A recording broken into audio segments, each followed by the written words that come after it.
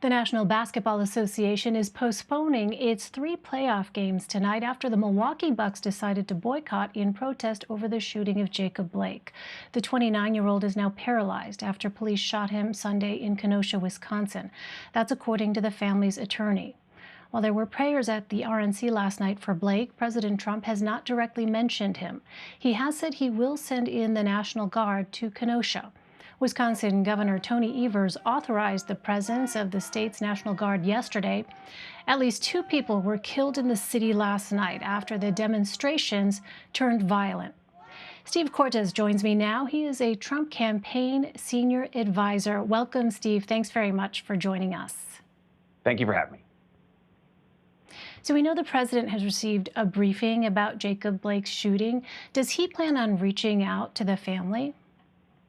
He already did reach out to the family. I don't believe they have yet connected, but he already did. Mrs. Blake, the mother, spoke about that on the air herself, so that she missed his call, unfortunately. But yes, he is trying to connect with the family.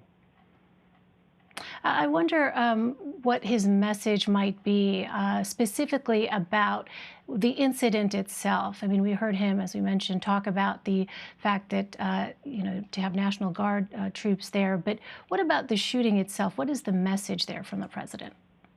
Well, the president won't have, at least has not so far, and in my estimation will not anytime quickly have a message about the shooting itself, because the investigation is unfolding. And of course, it's not the place of the president to insert himself into that investigation, which is being conducted, I hope, very properly by local law enforcement. But what is his absolute interest in Wisconsin right now and in Kenosha and the situation there is protecting public safety. And that's why he said this situation was spiraling out of control in Kenosha. He said that he wanted to send the National Guard. Thankfully, the governor has agreed to that request, and so law and order will be established. Because no matter what happened between the police and the videos, to me, as somebody who's not in law enforcement, the videos to me are troubling. But no matter what happened, there is no acceptable amount of violence as a response. We cannot have anarchy in the streets. We cannot have violence in the streets of any town in America, particularly in the heartland, in a place like Kenosha. I also want to ask you about the coronavirus pandemic. Last night, we heard First Lady Melania Trump address the crisis head on. She expressed her sympathy for the American families who have been so profoundly affected by the virus. I wonder, is that, Steve, something that we'll be hearing from the president directly?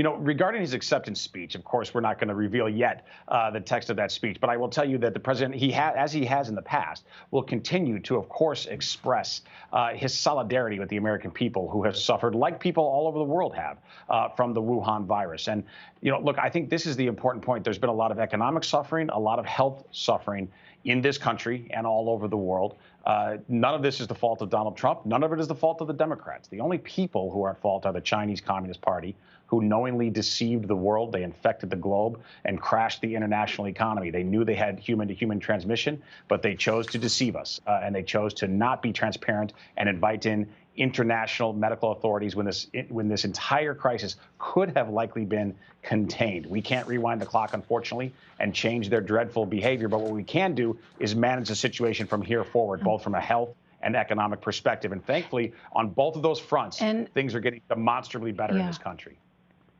And I wonder what the message is to those families that are disproportionately affected by this virus. We know the African-American community, we know the Hispanic community disproportionately affected by this. What's the message to them?